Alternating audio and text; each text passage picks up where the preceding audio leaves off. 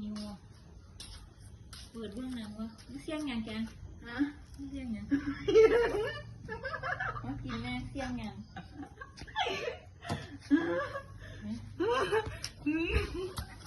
อีหยังแกนี่บอกแกแอนเนี่ย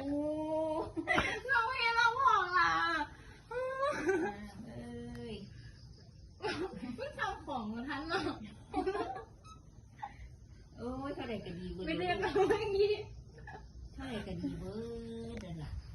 แล้วจะลูกเต้าเย็นให้โอ้ยว่ามันเสียงอย่างเสียงแบบเยี่ยงดีเว้ยอยู่กันละสาธุเริ่มรวยลูกเต้าทำมาค่าขึ้นอย่างว่าได้เฮ็ดงานเนาะอ๋องานเด็กงานถึงไว้ตัวถึงยังไง